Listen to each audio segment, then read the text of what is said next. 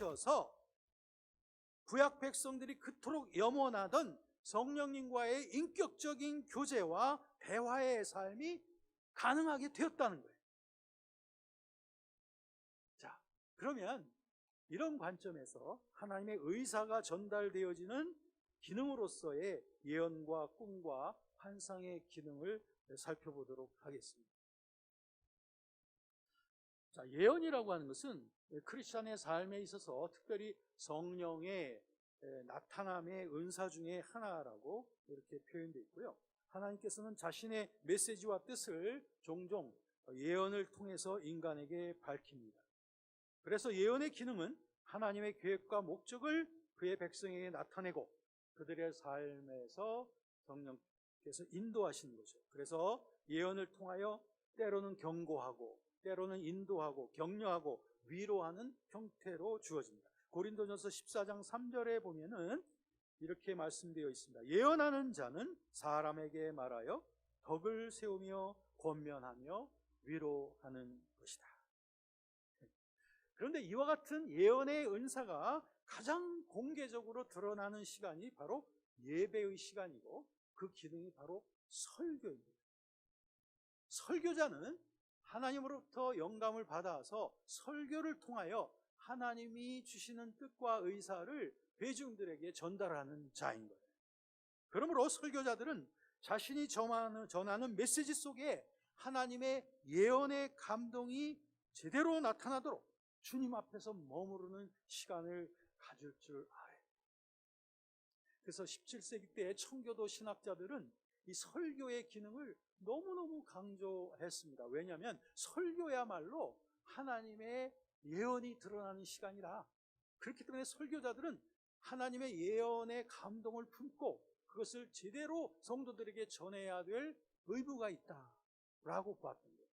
마찬가지로 청교도 시대 때의 회중들에게는 설교를 들을 때에 하나님의 예언의 말씀을 듣는 그러한 믿음을 가지고 그 예언의 말씀 앞에 순종하겠다고 하는 그런 자세를 가지고 설교 시간에 임하였던 거죠. 그랬을 때에 그 설교자의 입을 통해서 나타나는 그 말씀은 회중들에게 마치 하나님의 음성처럼 그들이 받아들일 수 있었던 것이고 그 말씀 앞에 적용하고 순종함을 통하여 그 성도들은 하나님의 말씀 앞에 순종함으로 말미암아 큰 열매를 거둘 수가 있었던 거죠. 자, 여러분, 그러므로 우리에게 항상 주어지어 있는 그 모든 예배의 시간, 그리고 특별히 설교자를 통해서 주어지는 그 메시지가 전달되어지는 그 시간, 그때 우리들은 하나님을 대하는 그 태도와 그리고 하나님의 입을 주목하는 그 태도와 그리고 하나님께서 설교자를 통하여 내게 주실 그 말씀이 무엇인지를 기대하며 그것을 붙잡고 그것을 분별하고 적용해야 되겠다고 하는 그런 자세를 가지고 매 설교 시간에 임하게 될 때 그분에게는 매 설교 시간마다 하나님의 음성을 듣는 놀라운 역사가 일어날 줄로 믿습니다. 이것이 바로 예언인 것입니다. 오늘날 우리에게 유효한 예언입니다. 어떤 사람들은 이 예언이라고 하는 것을 좀 잘못 해석을 하고 이상스럽게 예언의 활동을 하는 사람들이 주변에 많이 있습니다. 이런 것들을 우리가 잘 분별을 할 줄 알아야 됩니다. 예언이라고 하는 것은 언제나 덕을 세우고 권면하고 위로하여 하나님의 교회를 세우고 하나님의 교회를 힘있게 해주는 것이 예언의 기능인 거예요. 그런데 예언을 한다고 하면서 사람들을 지적하고 그리고 사람들의 잘잘못들을 그리고 드러내고 그리고 사람들로 하여금 죄책감에 빠지게 만들고 또한 그들이 감당하지도 못할 그런 심적 부담을 안겨주고 이런 것들은 예언이 아닙니다. 성령께서 주시는 예언이 아닙니다. 그러므로 이것이 참된 예언인지 아닌지는 그 열매를 보고 알 수 있습니다. 참된 예언은 하나님의 교회를 세우고 사랑하게 하고 서로 위로하고 권면하여 그들의 신앙을 세워주는 그리고 교회가 하나가 되게 만들어주는 이것이 참된 예언의 기능인 줄로 믿습니다. 자, 그 다음에는 환상입니다. 성경에 나타나는 그 환상의 사건들이 참 많이 있는데요. 이 환상이라고 하는 것은 하나님이나 또는 그 천사 또는 다른 영적 존재에 의하여 사람 마음속에 보여지거나 알려지는 초자연적인 경험을 보통 환상이라고 합니다. 이런 환상이 우리에게 다가올 때 종종 강렬하고 생생한 이미지와 함께 나타나기 때문에 때로는 청각적, 감각적 또는 감정적인 표현도 수반될 때가 종종 있습니다. 성경에서 이런 환상의 기능은 어떤 경우에는 그 에스겔서나 요한계시록의 그 환상처럼 이를 통해서 하나님의 메시지들을 드러내주죠. 그리고 요셉이나 다니엘을 통해서 주어진 환상처럼 개개인이나 어떤 공동체에게 어떤 특별한 지침이나 격려를 제공하기도 합니다. 그래서 성령께서 우리에게 환상을 주신다면 그 목적은 하나님의 백성들에게 중요한 진리에 대한 통찰력을 드러내고 또 성도들의 믿음과 순종을 일깨워주고 또 그들의 삶과 세상에 대한 하나님의 계획을 이해할 수 있도록 돕는, 그래서 환상은 종종 우리 개개인의 영적 성장과 하나님 나라 확장을 위한 강력한 도구가 될 때도 참 많습니다. 성경에도 보면 아나니아에게 환상이 열렸던 것을 보게 되고 또 고넬료에게도 환상 중에 하나님의 뜻이 밝혀졌던 것을 보게 되는 거죠. 우리에게도 마찬가지입니다. 우리에게 이 기록되어진 계신 하나님의 말씀 신구약 성경이 우리에게 있습니다. 그럼에도 불구하고 하나님께서는 종종 구체적으로 우리에게 어떤 지시와 우리 때 어떤 교훈을 위해서 때로는 이런 환상들을 우리에게 주실 때가 있습니다.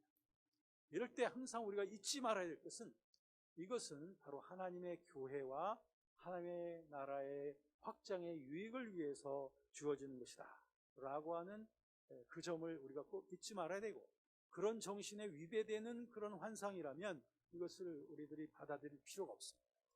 그것은 어쩌면 성령께서 주시는 것이 아니라 내 마음의 여러 가지 잠재의식 속에서 일어난 어떤 욕구라든지 기대치, 이런 것들, 또 나쁜 악한 그 어두운 영의 영향, 이런 것들이 우리에게 환상으로도 얼마든지 보일 수 있기 때문에 우리들은 환상을 보느냐 못 보느냐가 문제가 아니라 환상을 잘 분별하여서 성령이 주시는 환상을 잘 골라낼 줄 아는 것, 이것이 꼭 필요한 것이다 하는 것입니다. 자, 이렇게 환상, 예언, 꿈이라고 하는 것은 다 인간이 갖고 있는 기능을 이용하여 주시는 하나님의 신비한 능력이라고 할 수 있는데, 세 번째는 꿈입니다.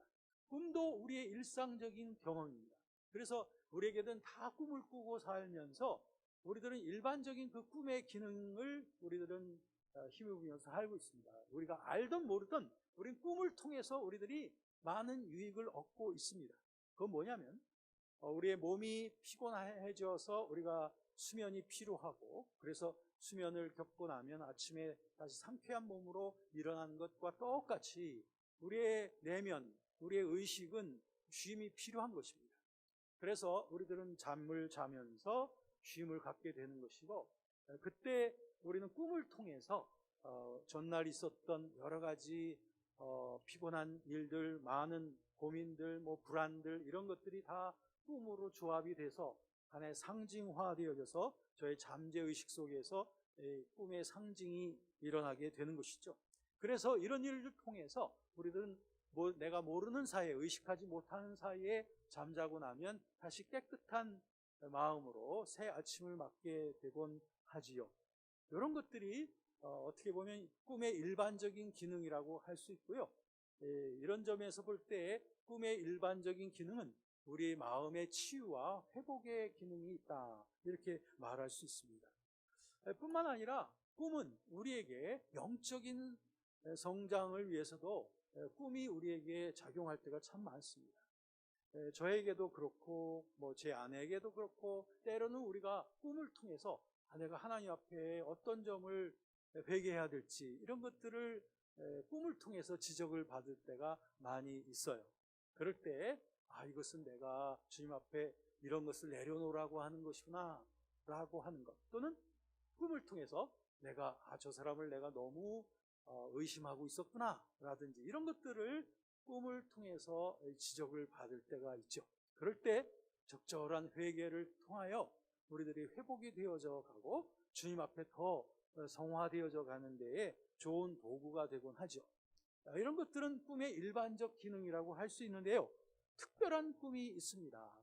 우리는 성경에 온갖 특별한 꿈으로 가득 차 기록되어 있는 것을 보게 됩니다. 성경에 일반적인 꿈에 대한 내용은 하나도 없어요. 다 특별한 꿈에 대한 내용이에요. 이것은 특별한 꿈이라고 하는 것은 하나님께서 인간들하고 의사소통을 하고 하나님의 뜻을 드러내는 수단으로서, 또 복음 전파와 하나님 나라의 확장을 위하여 성령께서는 꿈을 우리에게 주실 때가 상당히 많죠. 그래서 우리는 꿈속에서 어떤 사람에게 복음을 전하는 것을 꿈을 꾸고서, 그리고 깨어나서 그 사람에게 가서 복음을 전하기도 합니다. 저도 이런 경험들이 참 많이 있습니다. 다른 지역으로 옮겨가서 복음을 전하기 전에 꿈속에서 그 지역에 가서 해야 될 일들을 먼저 꿈을 통해서 꾸게 될 때가 있습니다. 그럴 때 저는 꿈에서 깨어나서 거기에 대한 준비를 기도로서 하게 되고, 그리고 그 지역으로 옮겨가게 되었을 때 꿈에서 성령께서 보여주셨던 그런 일들이 그대로 일어나게 되는 일들, 이런 일들을 많이 경험하게 됩니다. 그러니까 꿈, 환상, 예언이라고 하는 것, 이것이 악한 영에 의하여 감동이 되어지면 이런 기능들은 아주 악하게 사용이 되어집니다. 또한 꿈, 환상, 예언이라는 것이 내 인위적으로 내 잠재의식의 발현으로서 이런 것들이 나타날 수도 있어요. 이것들을 우리가 분별해야 됩니다. 그런데 성령께서 또한 우리를 감동하실 때에도 꿈이나 환상이나 예언이라고 하는 기능을 사용하실 때도 많다라고 하는 것입니다. 그래서 꿈이든 예언이든 환상이든 이것이 성령께서 주실 때에 공통적인 특징이 두 가지가 있습니다. 첫째는 하나님의 뜻을 드러내시는 의사소통적인 기능이 있다고 하는 것이고요, 두 번째는 이 모든 것이 다 하나님 나라 확장과 복음 증거에 대한 목적을 지닌다고 하는 것입니다.